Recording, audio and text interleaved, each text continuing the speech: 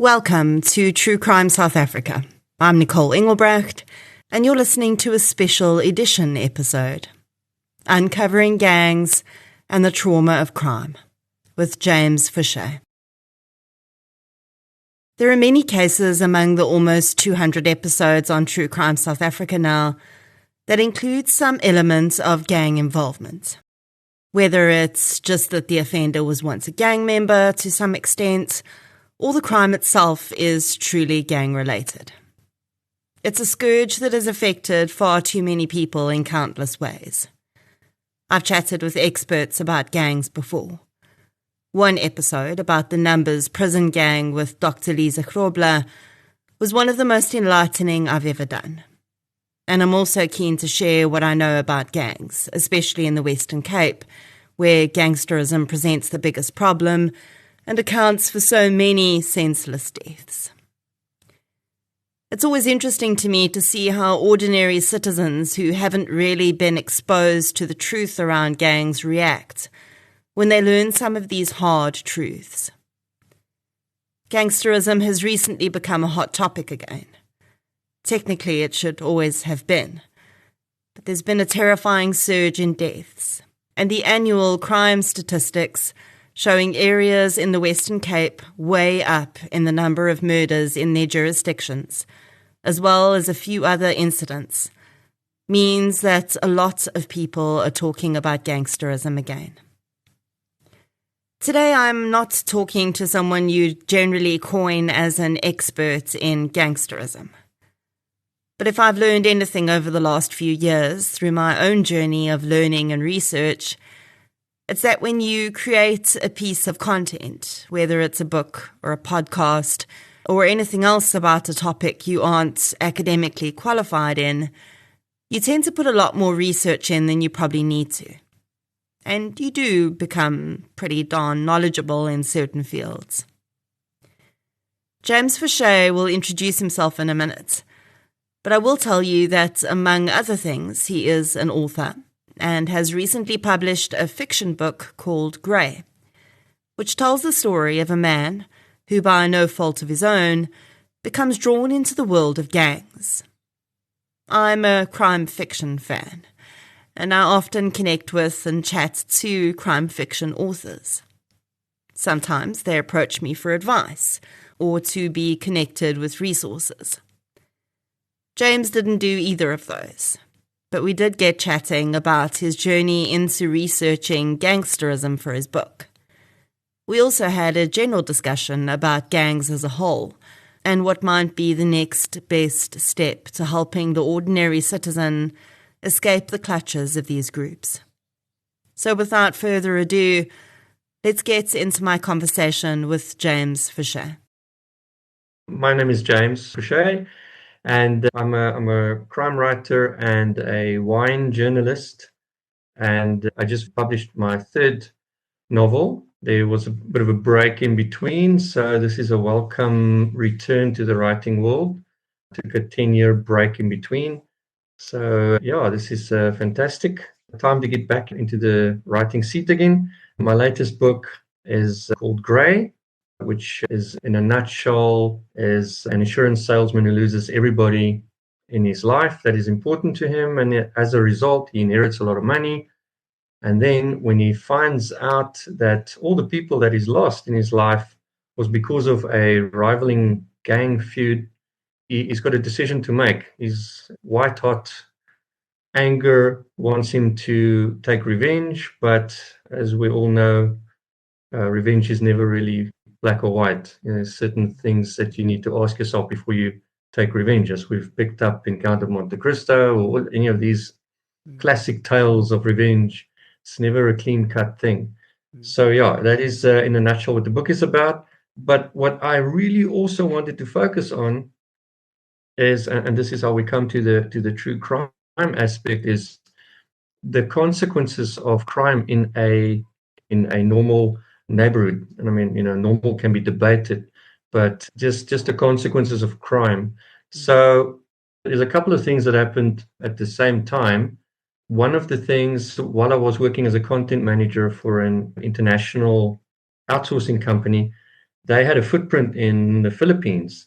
And while I was there, I saw a study that was done in the Philippines. There was some other disaster that took place, some other weather situation that caused everybody to be removed from the one neighborhood. The entire area was flattened, and they had to set up a new neighborhood, which sounds terrible. But I mean, in reality, this is what the government had to do. They had to really shift the people to another spot.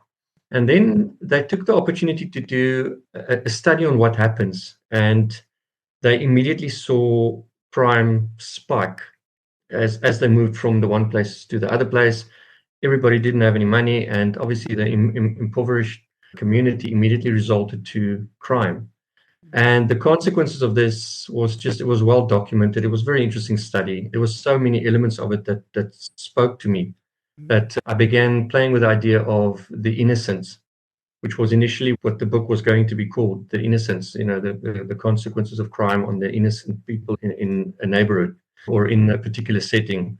And I've always looked at the gangsterism in Cape Town specifically as a sort of like a hotbed. If you look at the consequences of crime, or just crime in general, it's like a hotbed because there are so many things that are happening in that small space that it's something that you really want to open up. As a crime writer, it's something that I really wanted to open up and unbox. My first novel did take a look at the drug industry in Cape Town. That was a jackhanger. It did already go into this space because I was a Kirby salesman donkey years ago, and I was literally working in Athlone, Gatesville, Grassy Park. I was working in that area.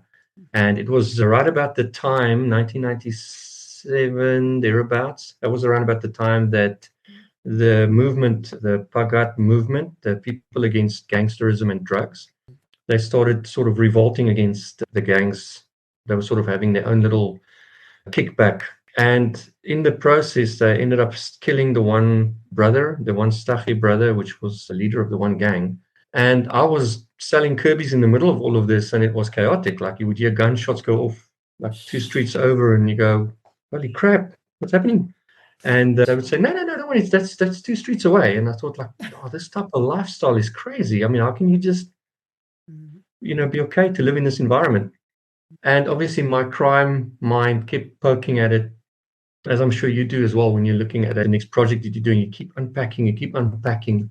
And it became clear about this large amount of money that's involved, the drug dealing, even human trafficking. There's so many ties, theft, and all these things that all tie in to these criminal organizations going at each other. And it's not the same as the mafia in America, where they would be a little bit more organized. We've got open gunplay happening on a daily basis.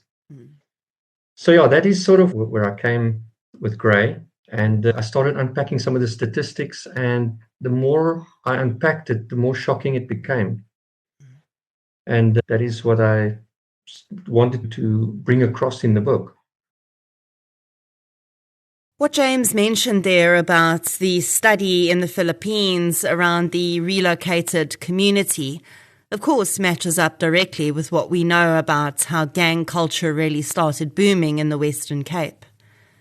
When the Group Areas Act forced people of colour out of what the government had deemed white areas and into areas that are now the Cape Flats and surrounds, we essentially had entire communities of people suddenly taken from the only homes they had ever known and thrust into new settlements, where they had to now form a new community based solely on the colour of their skin. These communities were also purposely placed far away from areas that the government wanted to keep white only. New residents had very little money, barely knew the people they were now suddenly living in this new terrain with, and everyone was vulnerable. And so gangs began to emerge, which took advantage of this vulnerability and established themselves as the kings of the street. At first, as community leaders in disguise, and eventually, very clearly, as criminals. Absolutely, you hit the nail 100% on the head. I think that was that revelation that actually spurred me on to take a further look, because there was the synergy between this study and what we have come to know as a Capetonian. You know where this all started. You know how it started. Yeah. But I mean, also, there's so many little pockets to unpack. One of the other pockets to really open up on is if we're looking at the initiation stages of gangs. I mean, anything from between 8 to 12, you're going to get initiated. You're going to be exposed to this lifestyle, and you're not going to have a lot of choice. It's an uphill battle if you don't choose one way or the other way. And even for women in the area, I mean, they really don't have much say in this matter. It's like a 95% male-driven crime enterprise, which for me was rather shocking, because the people that suffer the most would probably be women and children, and yet children don't have much choice in being initiated, and the women are completely excluded from what's happening. So you've got, I mean, it was very difficult to write that, though, because in my book, I had to bring in a character that was completely oblivious to what was going on around him. And people say, "Oh, but how can you be oblivious?" It is very easy. We blind ourselves to things that's happening around us. So I had to write this character that was completely oblivious, living I shifted everything up from the southern suburbs of Cape Town to the northern suburbs to envision the sort of cancer of it all, moving up, to sort of broader terrain. But you have this character living in Belleville, a suburb of Cape Town, and you've got these two gangs battling it out, and he gets caught in the middle. But he loses all his loved ones. And that is sort of the sensitive point of it all, because decisions are being made, people are getting hurt, and at the end of the day, they're not given much choice in what's happening. So I had to write a story that's basically almost like, male toxicity. It's sort of on display for everybody to see, but that is in reality what's really happening there. Oblivious is a beautifully descriptive word, and very appropriate. I think before I moved to Cape Town a decade ago, I was certainly oblivious to any of this happening. Johannesburg has a different type of crime. It's difficult to explain unless you've lived in both places. And you can certainly live in a bubble in Cape Town and pretend that gang crimes don't exist if you don't live in areas that are mostly affected. But if you pay even a small amount of attention to the news and talk to those around you, it's impossible to miss the deep impact gangsterism has on communities. Certainly with the work I started doing a few years after I moved here, I became very familiar with the problem. And sometimes I wonder whether that level of obliviousness is not perhaps a major part of the problem. If you don't think something is an issue, either because you don't know it exists or because you think it doesn't directly affect you, you're far less likely to stand against the problem or make decisions that will help to effect change. Far too often when I see articles posted online about gang-related shootings and deaths, in the comments I find people saying things like, "You live by the sword, you die by the sword." And I know that's a way for people to make themselves feel better about death, when they can convince themselves someone deserved to die. But when you actually read the article or do some digging, you may realize very quickly that many of the deaths related to gangsterism are not of gangsters. They are innocent members of the public caught in the crossfire. In my previous life, I worked with a young lady whose brother was shot and killed in their neighborhood because he wore the wrong color jacket on the wrong street, and he was mistaken for a gang member. He was not a gang member. He never had been. He was an ordinary young man who had just matriculated and started studying a tertiary qualification to build a life for himself. And that is just one of thousands of similar stories. And then there are people who lose their lives or are forever traumatized through crimes committed by individuals involved in gangs who have learned their level of violence through their connections with some of the most cold-blooded individuals in our country. Gang violence does not just affect gang members. Its deepest effects are felt in the lives and the homes of ordinary South African citizens. Absolutely. I think the latest stats that I looked at was something like 20% of the fatalities are people who were completely unaffiliated, not involved at all. They had absolutely no involvement at all, and they were just. There was also there was a recent flare up where there was I think there was, I don't know, 56 people that died in a 6-day period. So, I mean, this is really what the book is about, like a flare up like that. This is literally two gangs are just having a bit of a tiff, and they don't mind open gunplay. They don't have, it's not really organized in that way. There are big financial drivers at play, sort of like the crime economy on display, but they don't have the thought to really sort of plan their moves better because it just takes place. It's really a toxic mindset. And it's in this environment, this hypothetical environment, where I brought in a Jobian perspective of someone who will suffer at the hands of someone else.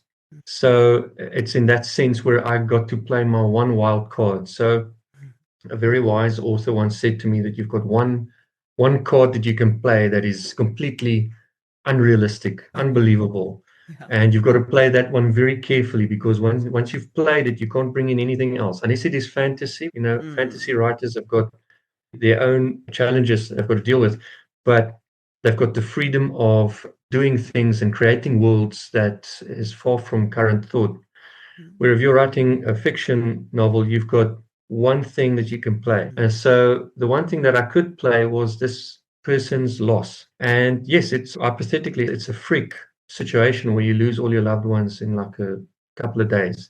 But if you're looking at a flare up where like almost 60 people in the space of a week gets killed, it's not too far-fetched, because of that 60 people, 20% of them were completely innocent. They were completely uninvolved. Yeah. So I used this scenario to be the basis or the backbone of the story that I was writing. Research is a big part of my life. In fact, it takes up the most time in everything I do. Podcasts, books, all of it. The writing part is relatively simple in the grand scheme of things. It's the finding of the information that is sometimes difficult. But I write nonfiction, so that stands to reason. And James writes fiction. But if you want to write good, believable fiction, especially in crime, research is vital. I wondered how James had gone about uncovering the information he needed to believably write about this clandestine world of gangs and organized crime. Well, so as I said, when I was selling Kirby's in 97, I got a really alarming sort of inside look of what was really happening with the whole stuffy shootout, and the whole feeling at the time was sort of intoxicating, because you were exposed to all of these real things that were happening, and it's one of those scenarios that if you come close to it could potentially start a thought pattern that you'll have to keep at. You'll have to keep tugging at it. I always think it's like if you have a jersey or a cardigan and there's a little piece that's loose and you keep pulling at it, before long you've got the whole thing pulled out. So I think with any writer, it's like that. You get this little piece that you get attached to and you keep on tugging at it. And my research went in various ways. The next book I'm working on deals quite intimately with the radio community. Okay. So the radio community is in Simonstown. So when we think about the act that took people away and repositioned them somewhere else, as you just mentioned now, we always think about District 6. but we forget about all the other places. One of the places that we forget about is the Redial community that was in Simonstown. Now, we clearly forget about it because it was a peaceful evacuation. They were forced.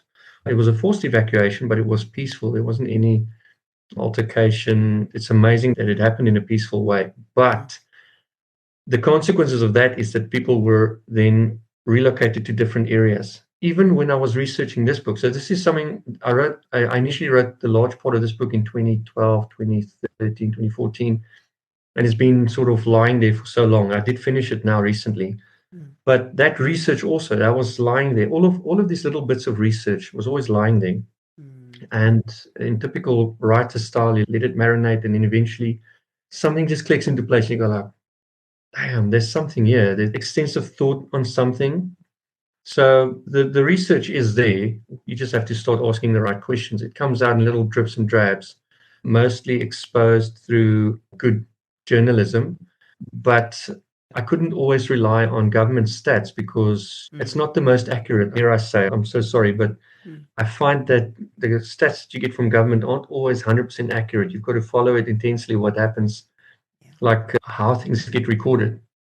But anyway, at the end of the day, I was able to go through this large mass of information, and I treat carefully the novel because I don't go for political debate. A good writer asks questions, pose questions. We posit ideas, we create thought, we stimulate thought. And that is the best thing that we can do. And hopefully people see the truth through that. So I hope I took all this information together, and I hope I was able to position a type of truth there that can get people out of their comfort zones and let them ask these questions, these maybe tough questions, like what's really happening in my environment? What's happening around me? What am I not seeing? Long-time listeners might remember a conversation I had with retired Scotland Yard detective Steve Keogh on the podcast some years ago.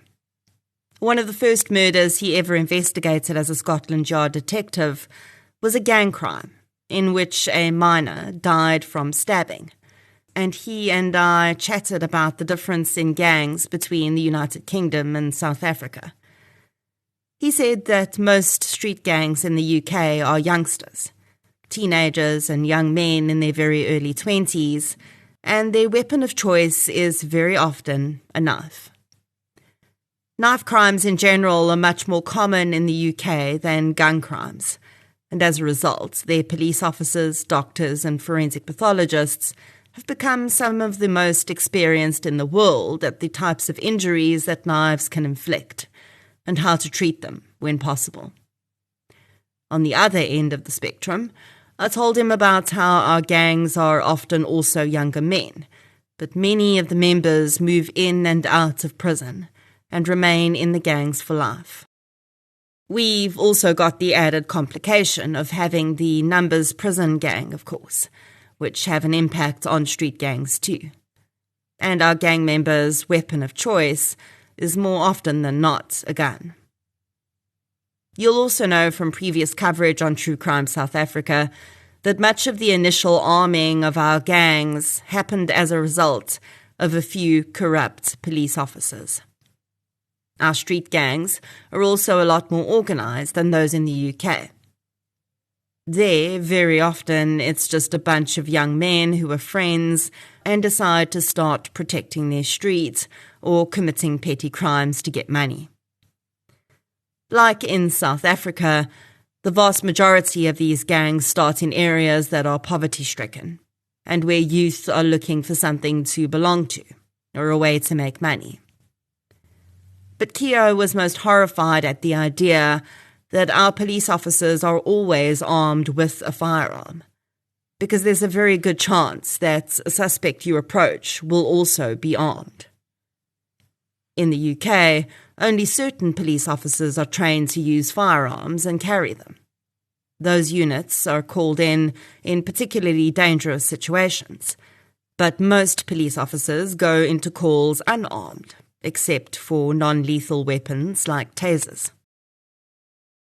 And I think it's very easy to lose perspective, or at least to lose sight of the extent of it. I mean, South Africa, if you're looking at some of these areas where gun violence is really prevalent, it is comparable to active conflict areas. And I think when it's one of those statements that you make where people go like, "Oh, really? So, what you want to compare this to?" If you're looking at the homicide rate, the murder rate, it really is comparable to war zones. And this is a normal neighborhood where people are living, and you've got a war taking place around you. I mean, I think Cape Town alone saw like 3,500 murders in 2024. That's one of the world's most lethal cities. I think it's the second highest in South Africa and the 16th highest globally. So wherever you're living in Cape Town, something is happening around you. You must be aware of that. And I think that's something that we maybe don't always open our eyes to, or it's very easy to put your head in the sand. I mean, I think we're somehow all guilty of that sometimes, but I wanted to bring that to the front. I wanted to bring that into stark focus by just showing what would happen to someone when he experiences that loss all around him and he starts just opening his eyes a bit. Obviously, in the book, I deal with the idea of revenge because, I mean, revenge is such a common theme in writing. I mean, we all understand it. We all get angry. We all get mad. But a little rhyme go by, is it Mr. Robinson? What do we do with the mad that we feel? So, sorry, I've got 3 kids. So, Yeah, I know what you mean. so it became to me this question of what do you do with the mad that you feel? I mean, how is he going to deal with this? End of the day was something akin to Count of Monte Cristo meets Fight Club.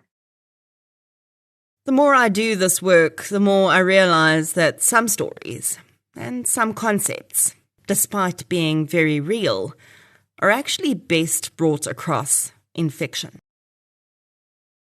There's something about presenting a story in fiction, allowing readers to use their imagination and, to an extent, to disconnect from the reality of the world, that can often do the opposite and help to convey the truth of a situation. Non-fiction can sometimes build a wall where, when we're too focused on these things being very real stories, we don't allow our minds to go to the places they need to go in order to fully appreciate all sides of a complex story. There are many stories I've come across in the last 6 years that I think can only really be told as fiction. You get away with it a lot more in fiction, but besides being able to get away with a lot of things in a fictional setting, I think you can also bring it to fruit. You can give it its worst case scenario, which I think we should do more often because therein lies our ability to apply reasoning, to sort of look at the situation and to look for solutions, to look for ways that we can deal with this conflict better. So where you would have just a normal situation take place, you can amplify that or expound on that and make it even so much more worse and challenge the character so much more. I mean, I was absolutely cruel to this character. I really made him suffer a lot. And the reason for that was to bring it to its fruit. James's book is heavily built on the theme of revenge. And I think that's something that comes up a lot in the work I do too, and in the public response to crime. We might not frame it as revenge. Sometimes we frame it as justice or just desserts. You know, that live by the sword, die by the sword thing. But it's certainly on the revenge spectrum, in my opinion at least. And I think we so seldom see true justice in the world that when we read about even fictionalized situations where people do mete out what it seems the bad guys deserve, we get a little rush from that. It feels like the world has balanced out somewhat, even if it's a fictional world, and even if it's just for a little while. I also think that we can all relate to how powerful a driver revenge can be, although perhaps not the healthiest, but powerful all the same. Yeah, I really wanted to delve into the psychological toll of grief and vengeance, and these are going to play off. So, in so many ways, if you're looking at the title of the book, there's not a misspelling. The character's name is Gray, Gray. So I often get people asking me, "Oh, did you make a mistake in the spelling?" It's the reason for that is because the character's name is Gray. But I do play with the theme or the color theme gray throughout the whole book because he is in this gray space where he's got to make difficult decisions and he's got to review his own life, given what happened and how he takes steps to sort of avenge his family, but at the same time do it in a way that makes sense to him in his current gray state of mind. That was fun to explore. So a lot of challenging writing. I talk to the family members of those who have lost loved ones to murder a lot. And there's one common theme I've picked up in many of the family members. Almost all of them have had some thoughts of revenge against the killer. And not just vague thoughts either. Some had actual plans of how they were going to kill the person who had killed their loved one. Very specific plans, which they either didn't end up going through with because they realized it would just make things worse for the rest of their family, or because something happened to set their plan off course. And they changed their minds after that. One man, after we chatted for about an hour about his partner who was gunned down in her vehicle, confessed to me that he'd developed a plan to kill the man who he knew had killed his partner.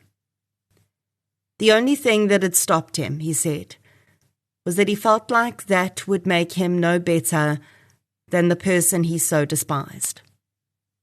Although he'd already decided not to carry out this plan, he told me that the idea of having been in that mindset, where if the killer was standing in front of him, he would most certainly have tried to take his life, bothered him immensely, long after he'd dismissed the idea.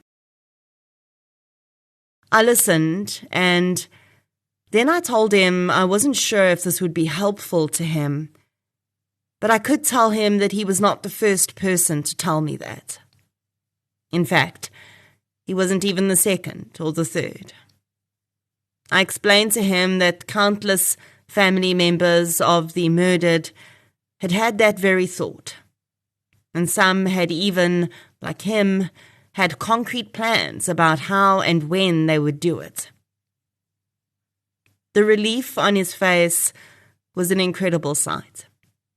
He suddenly realized that his thoughts and feelings were completely normal, and they were often part of the grief cycle.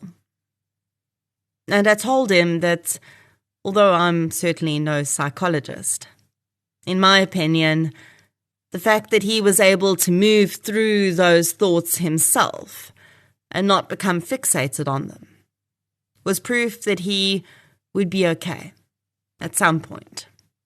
And that's no. He most definitely was not like the man who had killed his partner.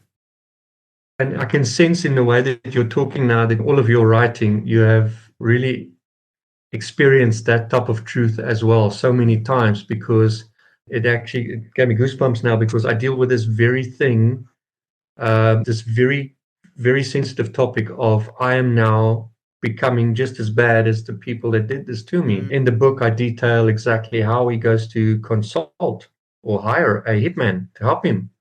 I do try to give it a slightly not so satirical, but I do give it a slight humorous slant, which, I mean, this came about while I was doing my master's degree. I was playing around with this type of writing style because it's almost so depressing to go into this situation of someone becoming so bitter that you have to give it a slightly humorous perspective just to completely understand what is happening in this person. And it's not so much humorous, just more realistic, but from a distance, so people can get to be the fly on the wall. Anyway, he gets himself a hitman to help him with revenge. And again, the scenario plays out just as he did not think it would play out. Because in life, very few things happen the way that we think it's going to happen.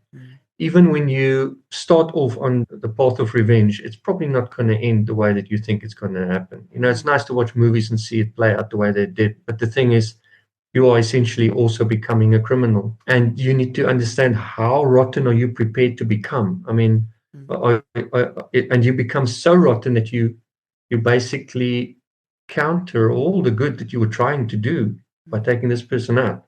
So yes, I did very much play on that approach as well, and I hope I captured it. I tried. I love character arcs. I'm absolutely obsessed with character arcs and with meaty characters. So I really tried my best to expand on this character and to make it feasible as possible. One of the other elements that I dealt with in this story, which is maybe not related to crime, though I'm sure there is a line to tug on, is the money that he inherits when his loved ones pass away as well. Now he has been empowered to take matters into his own hand. If money is not a problem, you know, revenge is a stone's throw away. I mean, if we look at like Annie Dewani situation, that was how much does it cost to put a hit on someone? It's not a lot of money, which is very scary. And it's even more scary that we talk about it so openly. How much does it cost to buy a gun in South Africa? It's really not a lot of money, and it's not difficult to come by. And it's scary that we talk like this, you know, and it's those types of things that I bring to light, where one character buys a gun very easily. It's not difficult to do. And where he basically hires a hitman. These things are super scary ideas to focus on. And I think in your true crime research that you've been through, you've encountered that so many times, I'm sure. You don't have to be too organized. You just have to be slightly well funded, and then you can do whatever you want. But there's consequences. As I'm putting together this podcast, I'm reading a headline about a high-profile hit that is alleged to have been arranged for 7,000 rand. And that is not an isolated case. You will have heard many cases I've covered where people have carried out hits for far less than that. Of course, these are not professional hitmen, and that's precisely why we know about the cases, because they're usually doing it for the first time and leave a whole range of clues behind in their wake, or they can't keep to themselves and they tell someone. Absolutely, yeah, it's just so true, so 100% true. And I mean, even that is putting value on a life. I mean, you know, never mind where we should be. If you look at where we are currently, the lack of placing any value on a life, how cheap a life is at the moment is shocking. I mean, we have really stepped out of it. And if we look at the way that gangsterism has evolved in the last 30 years and grown, it's gotten to a point now where I'm wondering what the future will be. How are we going to step back from it? Because 30 years is a long time to be in that environment. It's growing up in a war zone. You become a different person. You become seared. I mean, you've got your emotional values, your beliefs, your faith in people. You come out there scarred. So how do we change that? How do we affect change? This past week, I had the great honour of being invited to participate in the Cape Flats Book Festival. My participation had two legs.